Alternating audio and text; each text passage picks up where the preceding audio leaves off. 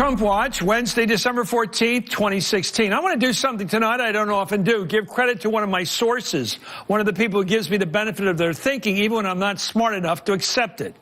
I've known Edward Jesser, a political expert from Boston, since we worked together in the White House in the 1970s. We've been friends ever since. And he's been in presidential campaigns from George McGovern, Sargent Shriver, Paul Tsongas. Ed's a Democrat by nurture and independent by nature. He thinks for himself. He doesn't run with the pack. He spent a good part of the past presidential election giving me the benefit of this thinking, his thinking, and his thinking was that Donald Trump would be the winner on Election Day and that Hillary Clinton would lose. He was writing me when the punditocracy was routinely predicting a double-digit Hillary landslide. As Ed reminded me on November 9th, actually, the morning right after the election, he had written me that Trump would get the Republican nomination because he was the only performer, think about that word, performer out there in the field then.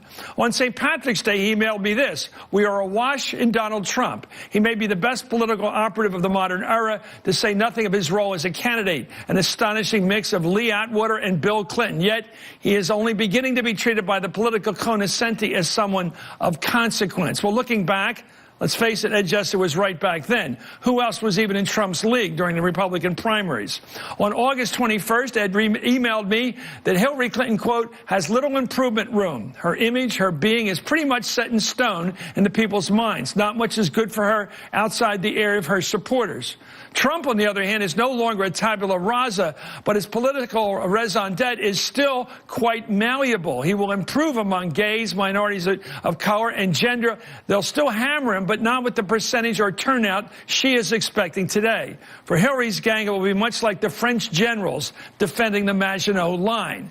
Well, 10 days before the election, Ed wrote that he thought that Trump could still win because all the public polling to the contrary, Hillary Clinton was not running away with it. Even in the best of times, when Trump was saying the worst of his stuff, killing himself, she was not opening up a significant lead. And his email to me on October 27th was, after an obscenely successful nonstop run on the Donald Trump by the national forces of morality, he called them, Hillary still can't run away. I'm running into liberal women, Ivy League college, law and medical school grads who can't vote for Hillary. Also in that October 27th email, a proposal. Could you secure, say, a half hour or more of your show for a serious discussion of polling? Well, on November 4th, the Friday before the election, Ed wrote me, Hillary has to get enough black votes in the lockbox before the old-fashioned vote next Tuesday, and it appears she'll fail. She's not going to match Obama's vote among blacks, and why on earth did the Clinton people ever think she would? Every indication I get is that everything is breaking for Trump and has been from before the Comey letter. If so, it's been my experience that late-breaking waves are virtually immutable. Everybody wants change. Sad to say, it may be as simple as that.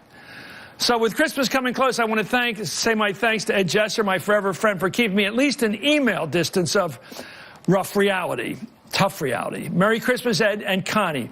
And that's Hardball for now. Thanks for being with us. All In with Chris Hayes starts right now.